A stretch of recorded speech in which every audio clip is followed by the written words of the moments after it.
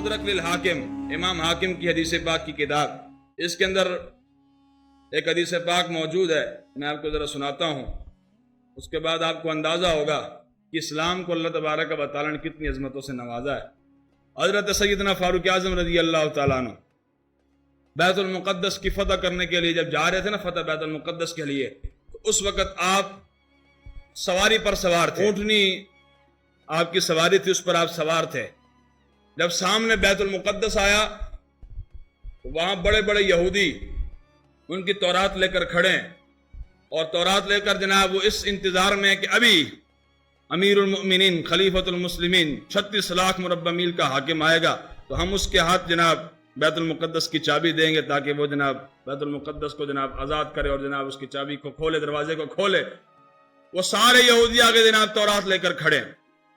ادھر فاروق اعظم رضی اللہ عنہ جب قریب پہنچے نا تو سامنے امام نے لکھا جناب ایک چھوٹی سی نہر آ گئی، مثال کے طور پر یہاں امیر المؤمنین جا رہے ہیں اور سامنے بیت المقدس ہے، درمیان میں نہر آ گئی۔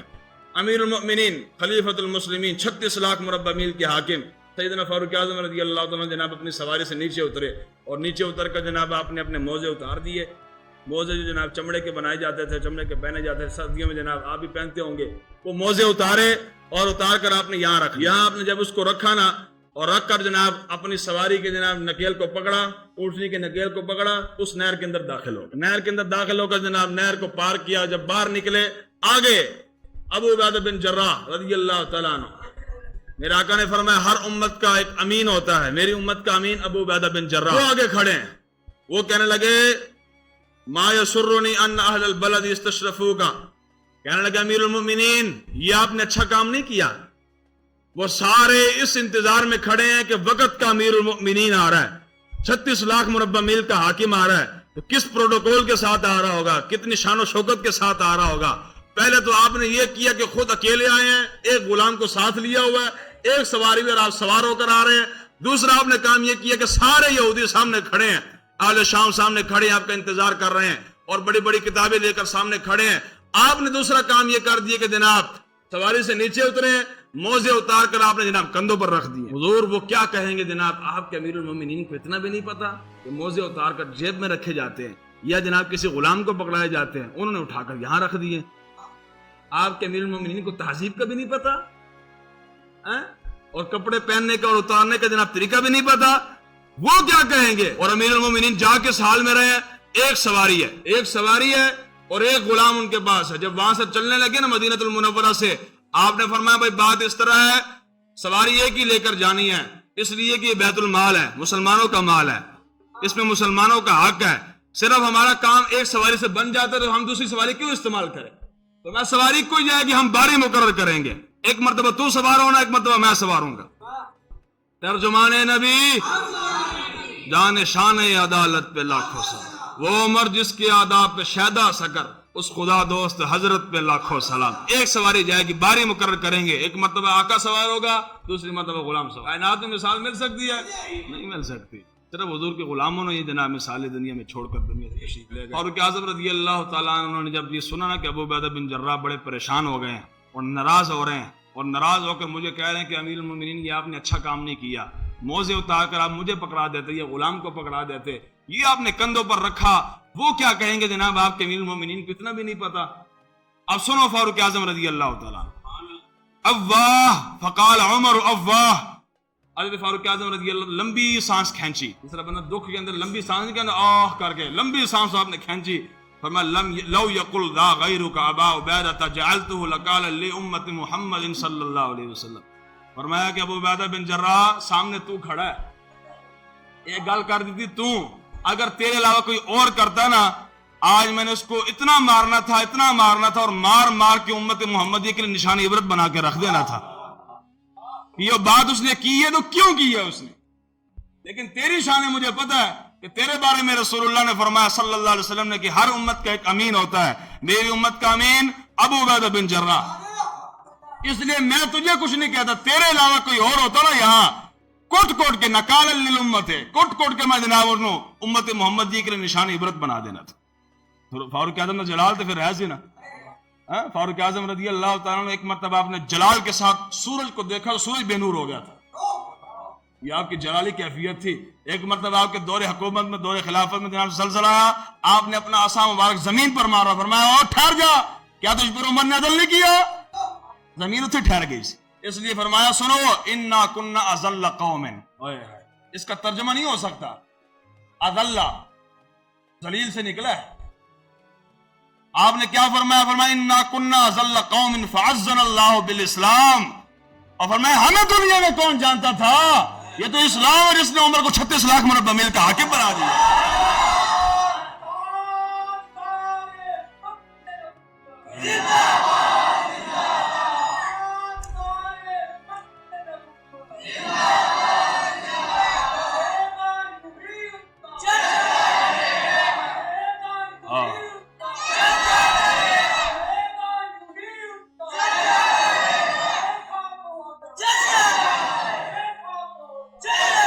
آپ نے فرمایا انا کنا اذل قوم.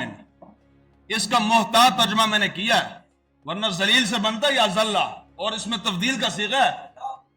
فرمایا کہ ہمیں دنیا میں کون جانتا تھا، یہ تو اسلام ہے جس نے عمر کو 36 لاکھ مربع میل کا حاکم بنا دی. اور پھر ایک اور موقع پر جناب فاروق اعظم اس طرح گریبان کو پکڑتے تھے، اس طرح گریبان کو پکڑ کے بنا عمر کبھی اپنی حقیقت نہ بھول جانا، تو وہی تھا، تیرا باپ تجھے 10 اونٹ دیتا جناب، جا کر جناب اس کو چرا کر لیا.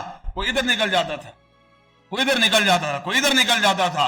آج اگر 36 لاکھ مربع میل پر تیری حکمرانی ہے، تیرا کمال ہی اسلام کا کمال ہے، اسلام کا کمال ہے. آپ نے جو جملہ ارشاد فرمایا نا، بس اس کو دل کی تختیوں پر لکھو. آپ نے فرمایا مہما نطلب العزہ بغیر ما اعزنا اللہ به اذلنا اللہ. آپ نے فرمایا سنو حضور کے غلاموں، میں نے موزے اتار کر اگر کندھوں پر بھی رکھ دی ہے نا، تو آج بھی کیسر و کسرا کانپ رہا ہے کہ عمر آ رہا ہے. آج بھی کیسر و کسرا کانپ رہا ہے کہ عمر آ رہا ہے. فرمایا عزت اور ذلت کا معیار یہ نہیں کہ موزے اتار کر یہاں رکھے جائیں تو پھر ذلت ہوتی ہے، جیب میں رکھے جائیں تو پھر عزت ہوتی ہے. نا، عزت اور ذلت کا معیار ہے اسلام. فرمایا جس کے ہاتھ میں دامن اسلام ہے، فرمایا دنیا کے اندر سب سے معزز انسان وہ ہے. مہما نطلب العزہ بغیر ما اعزنا اعزنا اللہ به اذلنا اللہ. فرمایا جس نے اسلام کو چھوڑ کر کسی اور دین میں، کسی اور مذہب میں عزت کو تلاش کرنا چاہا، اللہ اس کو ذلیل رسوا کر کے رہا. اس لیے اپنے آپ پر فخر کیا کرو کہ یا اللہ تیرا شکر ہے تو سانو مسلمان پیدا فرمایا، یا اللہ تیرا شکر ہے تو جناب اسلام کا نور ہمارے سینوں میں جناب پیدا فرمایا. اس لیے شکر کیا کرو جناب. آج لوگ ہچکچاتے ہیں اپنے آپ کو مسلمان کہلواتے ہوئے بھی، اور شرم محسوس کر رہے تھے جناب. اچھا جناب، ہاں جی ہم بھی مسلمان ہیں جناب، ہم بھی کلمہ پڑھتے ہیں اور جناب ہم بھی ہے. نہ گج بج کے کیا کرو، سینہ چوڑا کر کے کیا کرو، ہاں ہم مسلمان ہیں، ہاں ہم مسلمان ہیں. اسلام کی دولت سے اللہ نے ہمیں نواز رکھا ہے، اور اس پر ہمیں اللہ کا شکر بھی ادا کرنا چاہیے. جسے میں نے 10واں جناب جس نے دین اسلام کو چھوڑا ذلیل ہوا کہ نہیں ہوا؟ اور تم نے اپنی آنکھوں سے دیکھا کہ نہیں دیکھا؟ اور جس نے دین اسلام کو پس پش ڈالا اور دین اسلام کو کوئی اہمیت نہیں دی، اسلام نے اس کو ذلیل رسوا کیا کہ نہیں کیا؟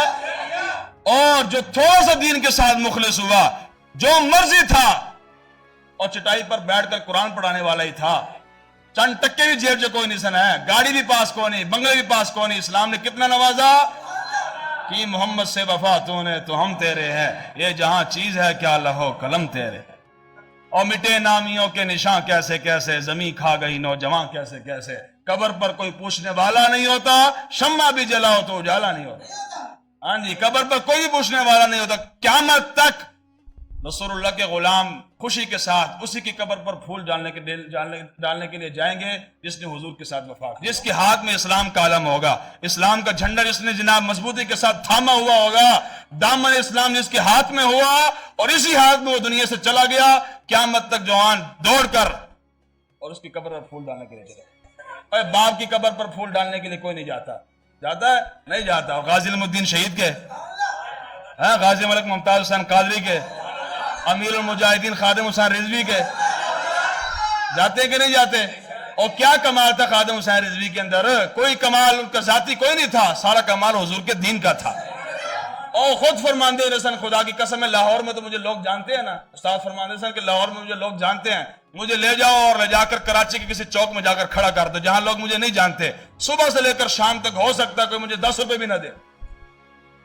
جائے کہ نہیں ہے؟ وہ کہے گا معذور بندہ جناب کو 10 روپے مجھے نہ دے گا، اگر اجنبی بندہ. لیکن لوگ میرے ویل چیئر کے ٹائر بھی چوم رہے ہوتے. کمال میرے نے حضور کے دین کا کمال ہے. چومتے تھے کہ نہیں چومتے تھے؟ دوسری منظر ویکھے نہیں کیسے تھے؟ اپنے کھان ویکھے منظر، لوگ جناب استادوں کے گاڑی کے ٹائر چوم رہے ہوتے تھے، گاڑی کے ٹائر چوم رہے ہوتے تھے جناب۔ یہ کمال ان کا اپنا نہیں تھا، کمال حضور کے دین کا تھا۔ اور خدا کی قسم ہے جو اس اسلام کے ساتھ، حضور کے دین کے ساتھ تھوڑا سا مخلص ہو جاتا ہے، اسلام پستی سے نکال کر بلندی کی طرف۔ اقبال کے جو شیخ ہے نا، شیخ اقبال نے ذاتی طور پر مولانا روم کے ہاتھ میں ہاتھ نہیں دیا، لیکن ویسے اقبال نے اپنا پیر و مرشد مولانا روم کو مانا۔ اور اقبال کہتا ہے کہ پیر رومی آ امام راستہ، آشنائے ہر مقام راستہ، کہ مولانا روم وہ میرا پیر و مرشد ہے جس نے ہر مقام مجھے طے کروا دیے۔ مولانا روم کو اپنا جناب اس نے وہ مانا، اپنا مرشد مانا، رہبر مانا۔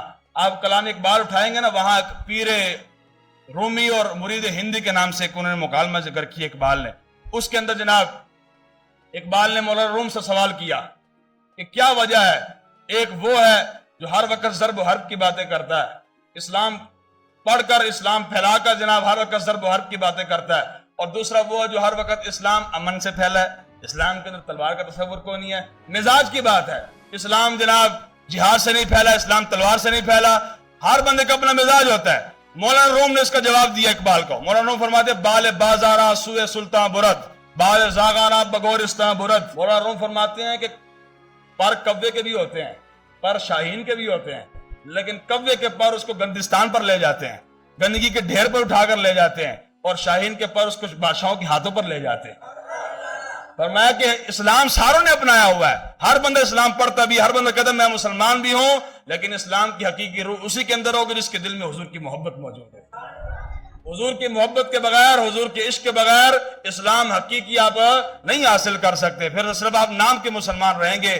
اب نام کے مسلمان نہ رہیے، خدا کی قسم ہے، اب بیدار ہوں اور بیدار ہو کر حقیقی اسلام کی طرف آئیں۔ خدا کی قسم ہے کامیابی آپ کے پہنچوں گی، آپ کو جناب صرف میدان میں نکلنے کی ضرورت بھی پیش نہیں آئے گی، آپ صرف نیت ہی کریں گے، اللہ آپ کی مدد ضرور فرما دے۔ آئندہ جمعۃ المبارک کو انشاءاللہ میں آپ کے ایک بڑا زبردست جمعہ رہ گیا، چونکہ ابھی ٹائم ہو گیا ہے، وہ واقعہ میں آپ کو سناتا جناب، بڑا دلچسپ واقعہ ہے، آپ حیران ہو جائیں گے کہ یار حضور کے صحابہ، حضور کے غلام کیا چیز تھے، کون سے کشتے کھاتے تھے، کون سے بادام کھاتے تھے، کیڑیاں ڈنڈ بیٹھ کر کرتے سن۔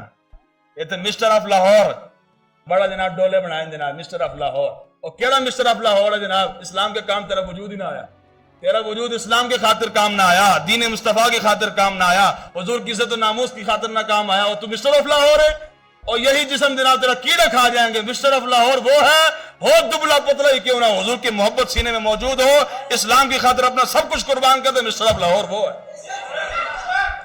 اسلام پلوان تھوڑے دیکھتا ہے کہ جناب کشتے جناب کتنے کو کھاندا ہے، بادام کتنے کو کھاندا ہے جناب، ڈنڈ بیٹھ کر کتنے کو کرتا ہے جناب، ڈولے کتنے کو ہے، نہ اسلام دیکھتا ہے کہ جناب غیرت اس کے اندر کتنی کو موجود ہے۔ رہے گا یوں ہی ان کا، زور لا کے رہے گا یوں ہی ان کا، رہے گا یوں ہی ان کا، رہے گا یوں ہی ان کا، پڑے خاک ہو جائیں، پڑے خاک ہو جائیں۔